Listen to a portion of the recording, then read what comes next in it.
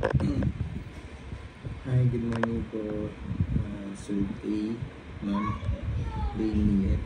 Ito po yung actual video test na model. MSI GeForce GTX 150 Ti 4GB GDDR5. Ayan po siya. Gusto makinis po. Ito po yung official warranty sticker po namin. Tapos official warranty sticker po ng ASUS. Ay, ng MSI, sorry po. Nasa screw po. It means po never po na-open or na-repair, guaranteed po na hindi 100% wala history ng repair at never po na-open. Sila number na.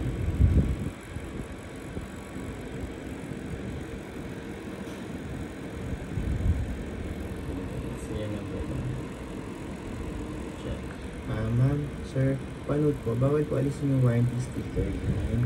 Tsaka ito po, bawal po po sa aming video card. Pag may problem po, message nyo po kami.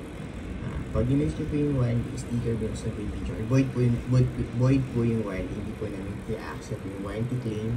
Pag open, binuksan po yung video card, in-list po yung warranty sticker. Ano po, panood dyan po, sir, or sir, team nila.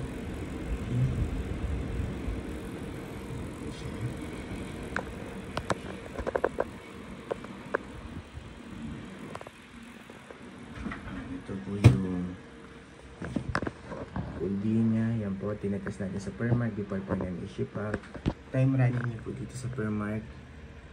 Yan, 4 minutes, 22 seconds. OpenGL errors na NVIDIA GeForce GTX 150 Ti. Reading po ng MSI Afterburner software.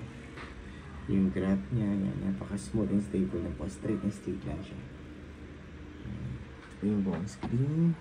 Wala po kahit na anong issue, walang random na start or random shutdown, walang hang and freeze, wala din pong BSOD at garbage display na lumalabas. Napaka-smooth and stable lang po, guaranteed na ninyo. Wala po kayo maging problema o sakit ng ulo. At kung meron man po, i-message nyo lang kami, tutulungan po namin kayo. Yun lang po, close ko na. Time check po ulit na running siya. Yan, 5 minutes na po siya, 5 minutes, 5 seconds. Close ko na po ito. Permark. Yan po yung ginamit natin. May tumatawa. Permark yan. Ito po yun yung ginamit natin. Settings niya. MSI Afterburner software po. Yan.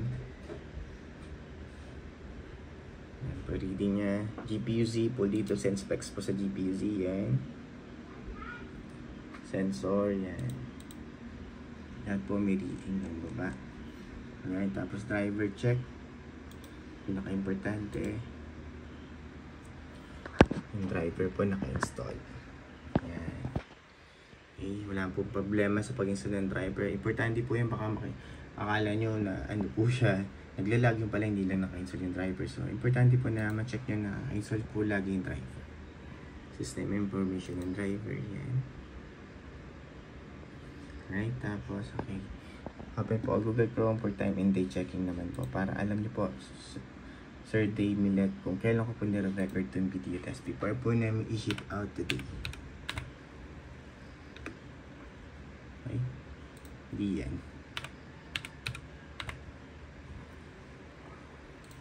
Sana.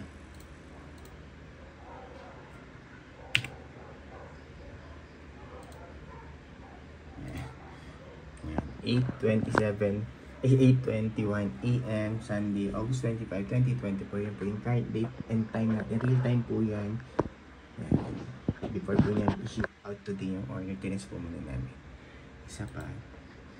PH time. Now. Yan.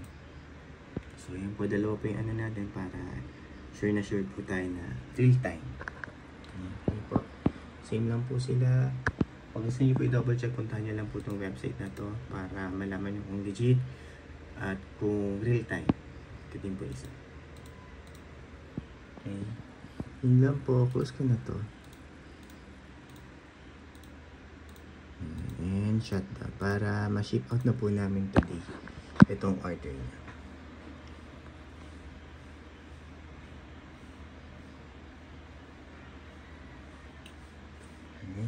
Nakalimutan ko po pala sabihin. Sir, gamit lang po kayo ng rated at branded na power supply po. Wag po yung generic. At least 500 watts para po dito. 500 watts, okay na okay po yun. Rated at branded lang po. Wag po yung generic na 700 watts, please. Marami po kaming mga customer na nasira po yung mga computer parts, especially yung video card. Kinagamit po kasi nila yung generic na 700 watts na power supply. Wag po yun ang gamitin natin, lalo na po naka-video card para po din magtagal. Usually yan po ang nagiging cause ng sira, yung power supply. Okay po, rated at branded lang po. 500 watts po, okay na. Kung 550 watts po, pwede po much better. Okay? Serial number niya. Warranty sticker po bawal alisin para hindi po maboy yung warranty. Pag may problem kami lang po message nyo para po madali po namin kayo matutulungan. Okay. Yun na po, Sir Dimile. Thank you po. Bye.